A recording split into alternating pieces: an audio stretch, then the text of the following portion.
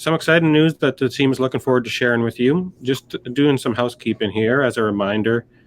This will be a Q&A session, and there will be a Q&A at the end. Terry and Ken are just going to provide their thoughts and context on the latest press release, rather. Now, also a reminder, this event is being recorded and will be available after the event. With that, Terry, I'll pass it to you for your initial comments.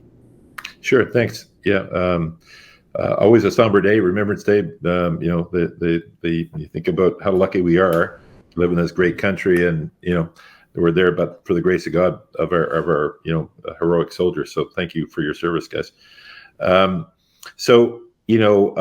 Obviously more good news out this morning on the Lion Zone and our expansion there. So we're going to talk in detail about that. But I wanted to just go over, a little bit of why do we do these things? Why do we have, podcasts, after results and stuff? And I would say, generally everything we do at Power Nickel is designed with one overarching sort of, raison d'etre, and that's basically to create value for our shareholders. Okay, so we do these types of sessions to hopefully increase the transparency level, so you get a sense for what we're doing, why we're doing it, and have developed hopefully over time confidence in the management team and its objective and it's how it executes on its objectives. And then we try and give you some context, some education. Obviously we're going to be skewed to the positive, given that we're working for Power Nickel, and we think it's a tiger by the tail. So you have to take this tone of positivity and the fact that we are such believers in the project into mind as an investor. But we do try and give you some unfiltered thoughts and share that with you, and because we're out there and we're seeing lots of different things in the industry, and we've got some broader perspective, and we try and share that with you so that you can be making an informed investment decision to the best of your ability.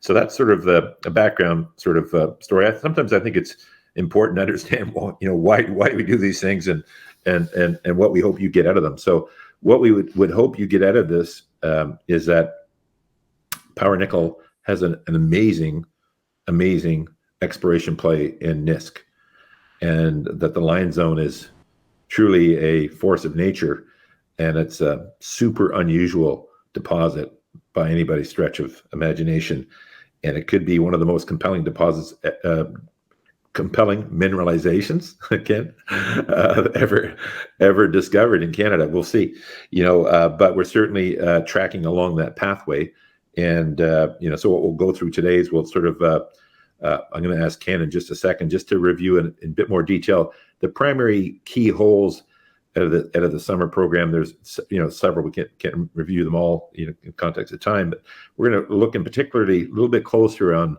holes 70, 71, and 72, and where they're located, and what they taught us, in terms of the drilling program. And the interesting thing I would say is that we've adopted some new protocols on the exploration side when Steve Beresford came on. Obviously, the guys did a tremendous job, Ken and his team, of finding the Lion deposit and expanding it to what it is today. This has been pretty much done with their skill set. So the fact that we drilled 10,000 meters, and analysts say we have, discovered, upwards of 5 million tons of copper equivalent at a 7% grade is, tremendous exploration work. So they're already doing great work, but luckily with adding Steve into the mix, he was able to give us some insights really on the best ways to expand from this point forward on the polymetallic side. And one of the key takeaways is using the downhole EM. So EM is just a electromagnetic, and when you do this electromagnetic pulse with the tool that goes down the drill hole, it basically turns that 6-inch diameter drill hole into almost like a 200-meter diameter drill hole. So it tells you a lot about what's around you, sort of for 200 meters in a circle. So when we have a successful hole now, even when we have an unsuccessful hole, we use the downhole EM. It goes down the hole and it gives us up and down the hole. It gives us this 200-meter interpretation of what's around there. And these things are not 100% perfect because there can be some false positives, etc. But we've got a lot of data that can help us weed those out. So generally, I would say it's a tremendous tool. And so we've been using that. So on the hole 70, 71, 72, we did that. So we did the downhole EM and we did snaps, and it suggests that going west looks very favorable. So go west, young man, go west. So we're going west.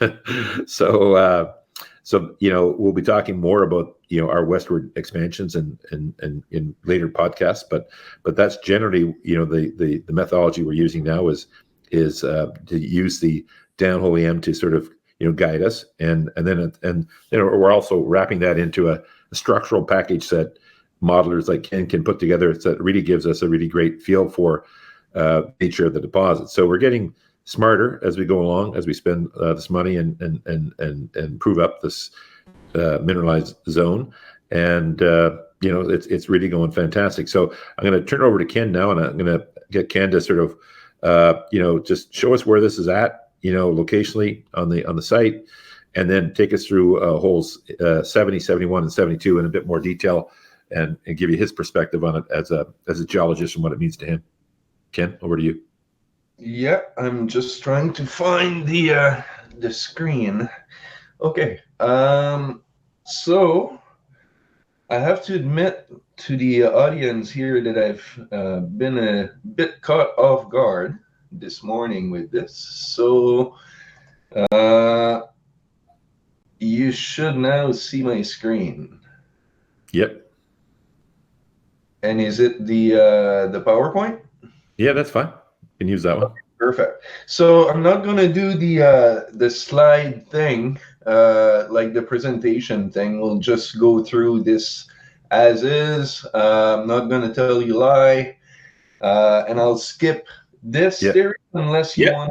No, keep on skipping that stuff. Yeah. I'll just skip right down to where the project is. So for the newcomers here today, welcome. Glad that you're interested about Nisk and power nickel.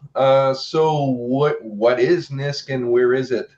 In James Bay, relatively close to Nemaska, with lots of facilities up there, a camp, airport, whatever, and big power plant, Hydro-Quebec right there, which is great. What is the Lion Zone and where it sits?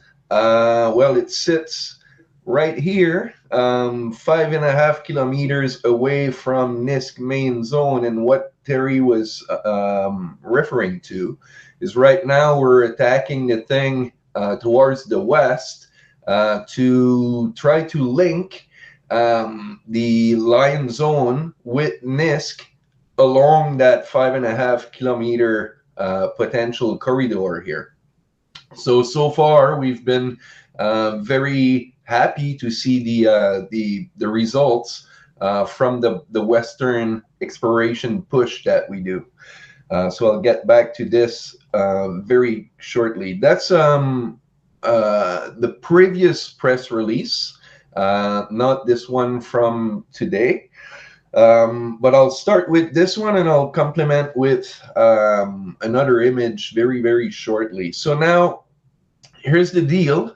When we started off the summer program, the zone was delimited and defined with what we know within the, within the green outline that we have here on screen, and you see the intensity of drilling was quite high.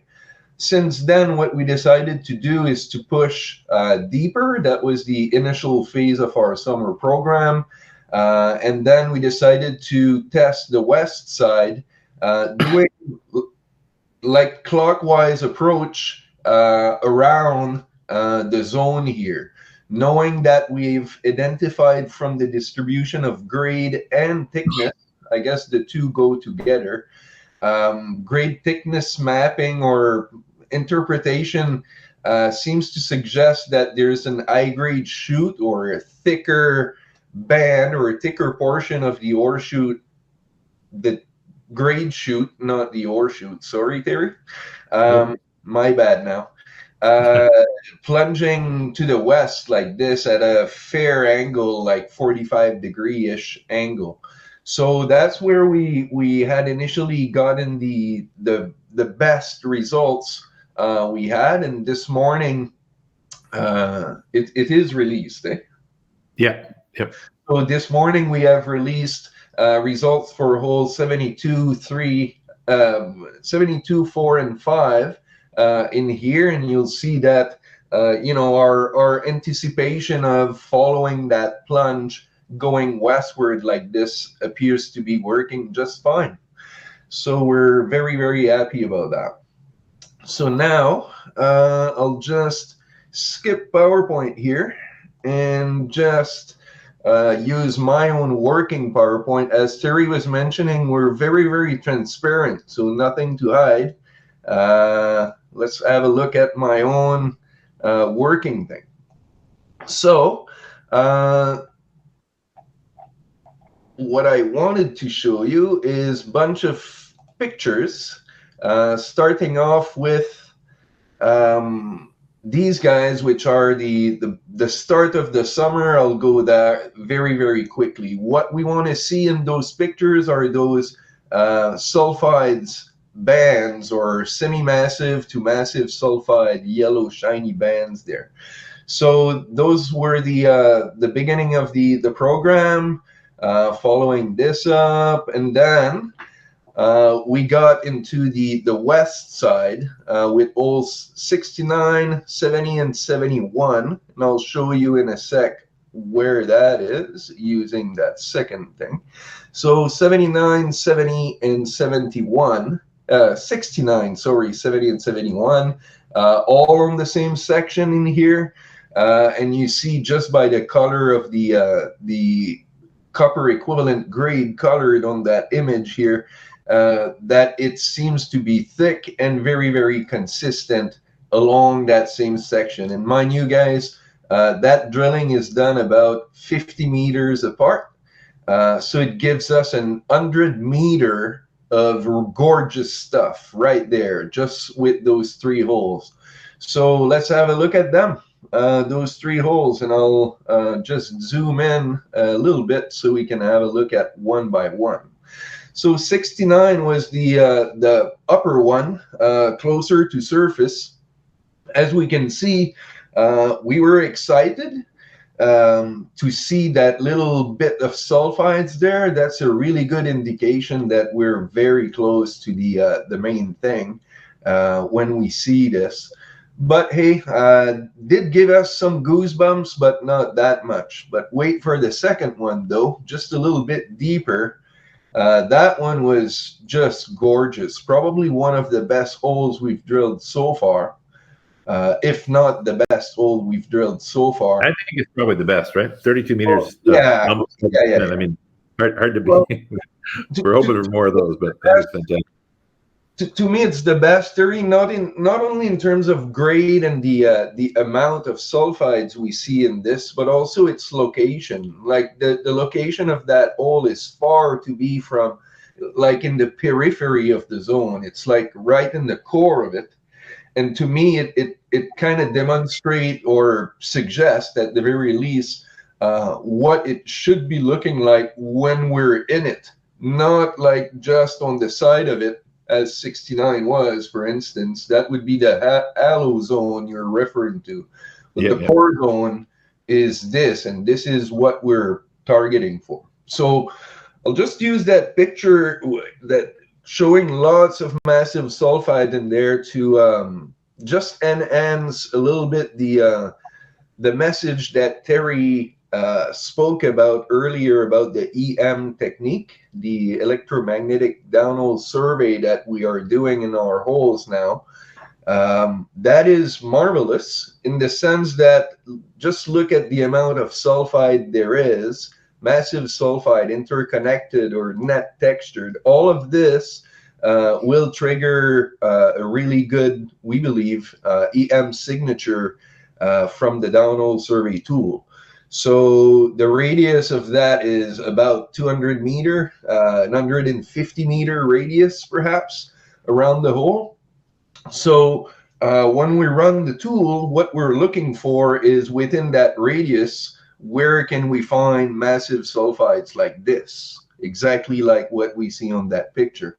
So it's really easy to be convinced, I believe, looking at that the tool will work, or should, unless there is a logistical or a technical issue. But the ground condition is right there, and very favorable of using that tool in a very successful way.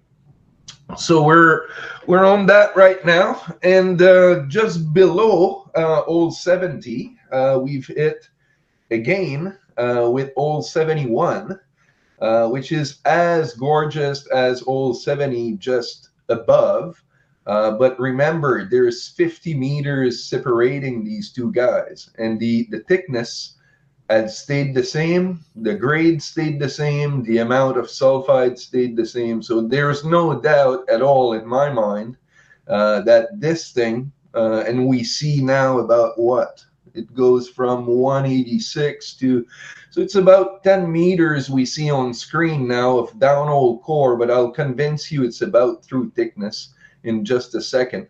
But we kind of see over 10 meters here of gorgeous looking stuff that is 50 meters away from as gorgeous looking stuff. And I'll show you in a sec that 50 meters to the east were another fence of holes where we intercepted the same kind of gorgeous looking stuff with, remember, hole 44, 47, and so on and so on. So the zone is there, definitely, and we're very, very happy about it. So I'll just skip pictures, stop touching my mouse for now, and just switch screen. I'll present to you where are those holes live in the 3D setup.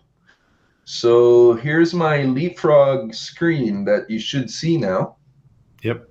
Okay, so I'm going to zoom in on these. Those are the holes 69 in here, 70, 71, and the recently, the release from this morning just below here. So all on the same section. I've managed to do this that way. What do we see on screen? Well, it's grade. The larger envelope here is the copper equivalent that we're calculating for the press release purpose. And inside that blob, that yellow blob, what we have there, I'll just turn it off, what we have there remaining is the palladium content of the rock, or the sampling that we've done. So what I want to put emphasis on here is the fact that the massive sulfide that we just seen on the core picture is represented by those thick bands, yellow and blue and orange bands that we have here. And if you want to refer to the grade, that would be the first colored thing there. So orange would be 5% copper equivalent and above, yellow is 2%, etc. It doesn't look that great, but mind you, this is the large composite, like from where we start seeing massive sulfides to where we end seeing massive sulfide. But it doesn't mean that the rest in here, that the hanging wall or bit of footwall ain't mineralized. It's just not part of the composites that we are releasing as the zone. But there is remaining mineralization, a tiny bit in the footwall and a good chunk of it in the hanging wall on the left side of the screen. So what's really interesting too in terms of geology here is the fact that the massive sulfide lens stays where it is. I mean, no big surprise there. Very close association with the ultramafic contact that we have. That's the magenta or purple unit sitting at the bottom here. And as you can see, all of the massive sulfide hits are intimately tied to where that contact's located in space. So bracket here, we just define a correlation between geometry of the lens and geometry of the ultramafic contact, that we can model, that we can predict its geometry, that ultramafic unit. Well, therefore, we can also predict where sulfides should be. Well, where is that contact, essentially. So couple that with the downhole EM technique, then you have a very successful recipe to discover where the next mineralized zone could be. You know, because what I'm saying here is it's a twofold effort where me on my side, with the help of GeoVector, we're trying to unravel what the geometry of the rocks are, what is the architecture of the geology there. But at the same time, once we do that, and drilling and using the Downhole EM survey will give us geophysical plates, like areas in space where to drill. That's excellent. The 3D modeling should give us more precision on the geometry of that particular spot in space, per se, and therefore drilling it better. As simple as that. So back to the grade and things.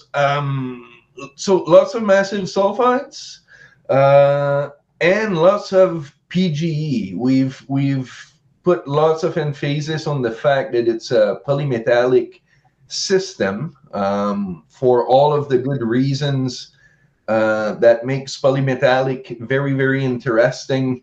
We're very happy about all of these, but that's not what I'm going to talk about.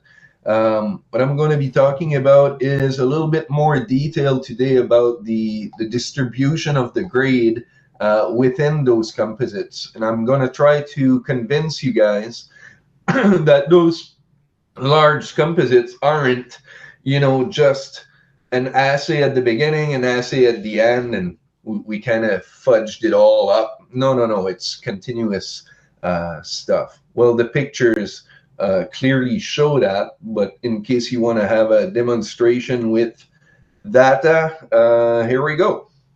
So again, what I was mentioning earlier, those thick bars are the composites you will see in the table. So that's the large composite. If you read old 70 reported, I believe was 39.6 meter at blah, blah, blah, whichever grade, that's that yellow bar that you would be looking at. If you look inside the table, we'll have includings and including this, including that.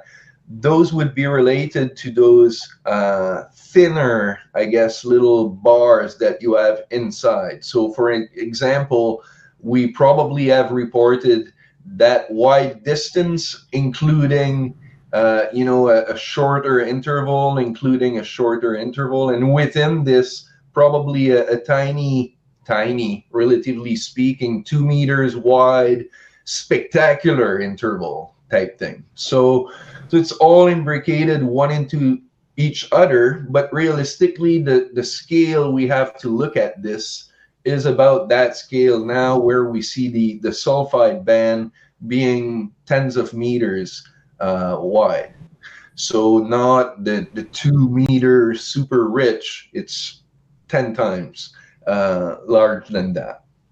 So copper equivalent, I'll just get rid of that and focus on the assay. I think it's the first time I'm presenting a bunch of elements side by side. So I'm not going to take lots of time doing that, but still. So let's start with copper. That's the reporting grade anyway.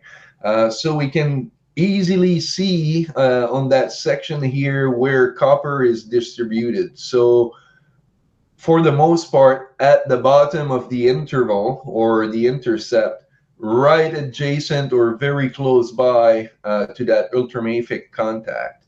And then we have disseminated sulfides and stringers and things like that. That would be that upper envelope that we're also including inside the zone, and I'll tell you why in a sec. Well, it's PGE rich, that guy. So, but still with a little bit of copper, which allows us to say that the zone envelope is that thick. Now, talking about thickness, look at the attack angle. Well, that one ain't that good, but these guys, that guy, this guy, almost perpendicular to the contact. So what you see in core is almost through thickness. So there's no say, oh, it's downhole length. It's probably half of that. No. It's downhole length, and it's probably 90% of that. So what you see is kind of what you get. And we are doing that by purpose almost. You can see a bunch of colored dots here on top. Those are color location or possible color location. So we're kind of playing with this to making sure that attack angle will remain the best as possible, with a few exceptions, I have to admit. All right. So that being said, true thickness, almost what we see, very good grade in copper. What about the rest? Here in Abitibi, we're very intrigued with gold. Well, here's gold on that section. Not very, very impressive. But what if I click on this guy here and tell you that it's 16.2 grams per ton? That would make goosebumps in some of my friends that I know working in gold mines right now. They barely get that kind of grade for gold. So, and mind you, if I was to just uncut the section, those are the gold hits that we had in a polymetallic system.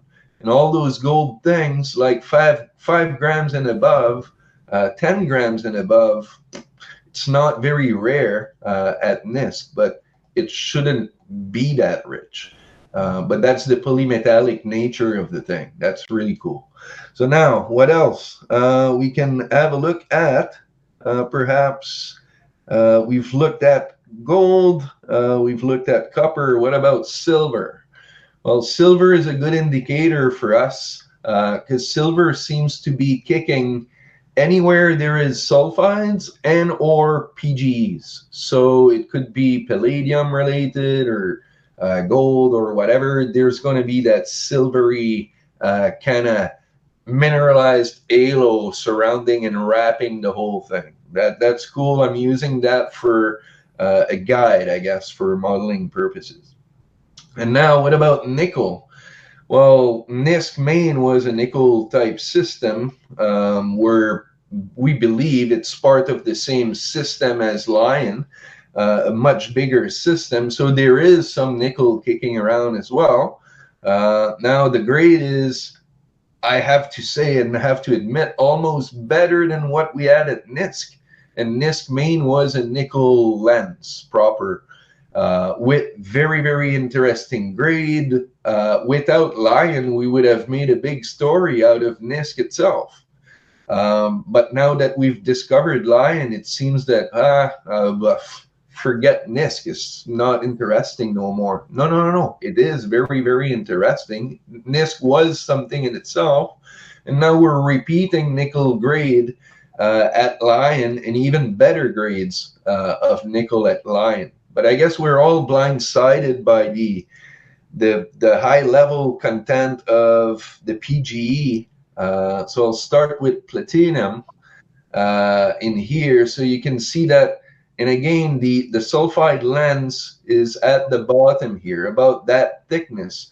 But you can see PGEs are bleeding way bigger envelope, I guess, than the sulfide lens themselves.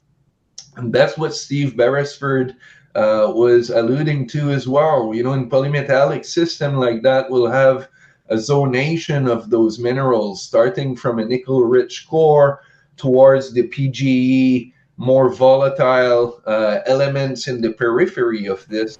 Well, mind you, that's likely a local example of the same behavior, where we have the massive sulfide lens at the bottom here, close to the contact of the ultramafic, and those more volatile, call it that way, PGE elements a little bit further away, but still interconnected within the same system. And now the last but not the least, palladium in here, which shows spectacular grade. I mean, I've colored it here with 2 grams and above being magenta, but definitely my color scale now ain't working anymore, because we will have a look at palladium values like 20 grams per ton, 30 grams per ton, 45 grams per ton. It's just nuts. So I'll have to change that and readapt it for a more ounce per ton kind of color scale here, which makes me happy. Anyways, so that's that for that section. And I'll just put back the regular stuff. So we've done this. You can have a look at pictures side by side, I guess. What I usually do, I have 2 screens in my setup here. But what I usually do is I would, for instance, that here is all, can't recall. 71. 71. So all 71 is this guy here. Is it? Yeah. So that's this guy here. So what I usually would do is, side by side, having a look at those grade and trying to identify where it is. And then all of a sudden you enter that bottom portion. That's what you see here. So there's no ambiguity. Grade is grade, but the visual ain't lying. So whatever you see at the bottom is going to be looking as this. So that's why when we put out those pictures, when we don't have the assays, as we've done 16 times, we're now 16 for 16 in terms of pictures to good assay results. And Ken's given you a clear explanation of why that's so, because you can clearly see these are visual dead ringers. Oh, absolutely. It's a no-brainer. It's a total no-brainer on that one. So, and you can correlate, actually, if I won't do the exercise, but it's really cool. I have pictures where the samples are being marked up. You can actually look at the numbers, look at the visual, and right now I'm just playing with this. I'm kind of, as I was doing it when working at the mine, trying to guesstimate what the grade's going to be based on the visual. And that's really cool being able to do that, because we can actually use the live data, no wait for the assay results, using live data directly at the drill to plan the next drill hole. So it makes our lives so easy. I mean, it's the best of both worlds to me. It can't be better than this, in the sense that we drill, we find really cool stuff that makes Terry happy, and me too, and then all shareholders too, I hope. But me on top of that, you look at the visual and you kind of know off the bat very easily, okay, was it a good hit or a no good hit? And deciding what to do with the drill after is just a charm. It's very, very cool. Anyway, enough about my loving of the project. Okay. Listen, I think that, again, we wanted just to come on and give you some perspective of, what we're seeing, at the drill bit and as we do it, and the press releases and how they've gone. So I think we've done a great job, Ken. Thanks for doing that. That I think was great. I'm always watching Dunks here with me. It's fantastic. For stopping me, Terry. I just was in my frick. I would have gone there, talked to you for the rest of the day. Well, that's why we love you, because you love the rocks, man, and we love the rocks too. So you're a rock star. So I'm going to come back and maybe throw it out to the audience, see if there's some questions there. And if there's any questions, we could maybe Kyle answer those, because we're over. We've got a limited. We got about another 9 minutes here before we have to deke out for another event here in Right. Zurich. It's just for people that came in, didn't realize that Terry's in Zurich right now for the 2024 Precious Metals Summit. Happy to moderate some questions. I'll fire them rapid fire at you here. As we go west, should we expect to find this additional 10-meter zone of high PGMs to exist? You know what? I mean, again, what we can say is we've been doing the downhole EMs. It's been very positive about what we'll find in the west, and you know, we expect that we're going to be happy with our results. That's about all we can say at the moment. CP focusing or asking rather, do you have ground EM for depth? We did ground EM. The challenge with ground EM at Nisk is there's a lot of hydro lines up there, so it really complicates factoring that noise out. We're doing some sophisticated noise reduction on that. So I would say it's being helpful, but would have been far more helpful if we didn't have the power lines. But you know, it's a sort of a blessing and curse. We got power for when you actually build stuff, but it is a bit of a challenge on the exploration side. So, thank you, Terry. Mike was wondering, why are you going 250 meters to the east? Why are we doing that? I don't see it doing that on this. Oh, okay. So you're not going east 250 meters? Yeah, at some point we expect to drill east, but you know, certainly right now we're focused on the west. Okay. Yeah, it's part of the overall plan. That and deeper. Right now, based on Steve's Beresford recommendation for the downhole EM and things like that, what we've found is it's a lot more advantageous for now to remain like short holes closer to surface. Mm-hmm. The plunge of the the plunge of the mineralization going westward. We thought it was going east before, but now it's clearly going west.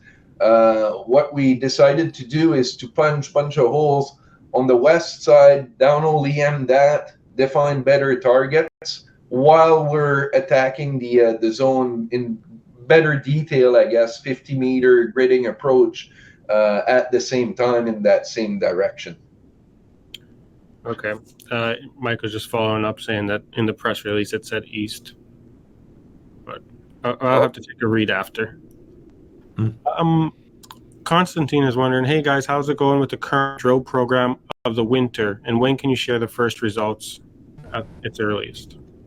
Yeah, so generally I think we've been giving guidance that by we're hoping by the end of November or early December we expect to get the first holes of the winter program out. So I think that's probably a good target. So I've been saying every 3 or 4 weeks get assays out. So that's we dropped today. So give us 3 or 4 weeks and we'll have some more news. And another individual is wondering if there's a timeline for drilling the other Wildcat in brackets Lion 2 ? Or Austin mine. You know what? I think what we're focusing on right now is this westward extension. We'll definitely get to the other spot over there on sometime in the fall winter season. But you know, as long as you can step out 150 meters and bang successful holes, you're going to keep on pushing that envelope, because that contextually, again, very sort of back of the envelope type math. If you stepped out 150 meters from hole 70 and you hit another hole 70, like 32 meters of 7%, that's like putting 350 million in mineralized metal in the ground, in the ground. So, and you did it for a cost of a $50,000 hole. That's how powerful that move is. So obviously, if you can spend 50,000 and produce that much value in the ground, you do that until you can't do it anymore. So that's clearly what we're focused on. Excellent.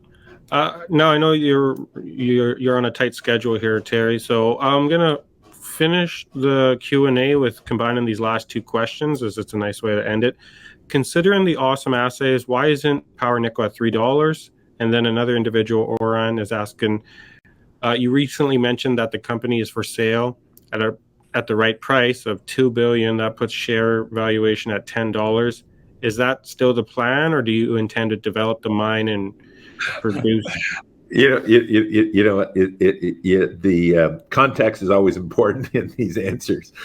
Somebody asked me, is the project for sale? And I just gave an example saying, hey, look, if somebody offered us $400 million for the project, I'd say no.